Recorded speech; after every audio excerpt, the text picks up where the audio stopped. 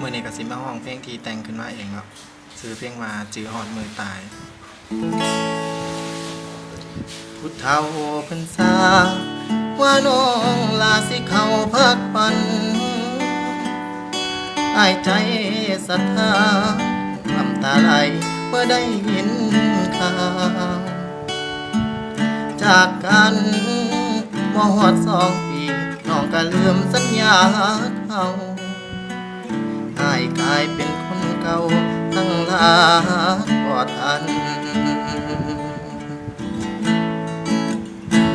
น้องสิแต่งงานแต่อ้ายนั่งกินน้ำตาแผลเจ็บจนเกินเยียวยาหมดปัญญาสิไปขัดขวางได้แต่เสียใจอวยพรให้สุขีเด้อนางให้ฮักกันบ่จืดจางอายเป็นความหลังบ่ต้องหัวสา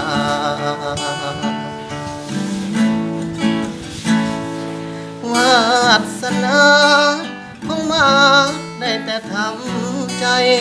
ซื่อสัตย์กับน้องสำใดสุดท้ายก็เบิดคุณค่าหากมาหลายปีได้เป็นเพียงคนคันเวลาน้องตอบแทนให้ด้วยน้ำตาเหยียบสัญญาด้วยฮักปอมขออวยพรใส่น้องกับเขาฮักกันยืนนานไปฮอดฟังฝันที่น้องกับเขาคาดหวังเอาไว้ส่วนอ้ายขอลาเก็บเอาสัญญาที่เสื่อมความหมายนี่บอกคนว่าหากอ้ายชื่อหอดมือตายอย่าได้พบเจอ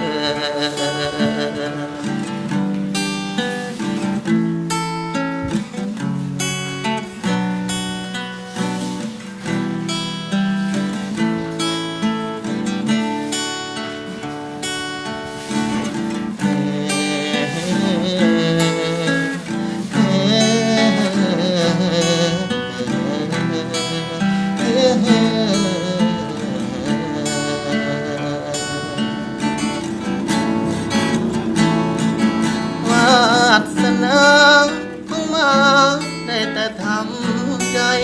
ซื่อสัตย์กับน้องสำใดสุดท้าย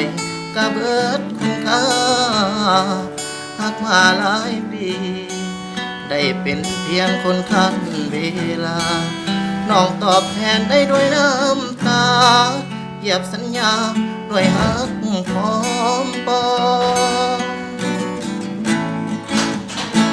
ขออวยพรใส่น้องกับเขาฮักกันยืนนานไปฮอดฟังฝันที่น้องกับเขาคาดหวังเอาไว้ส่วนอ้ายขอลา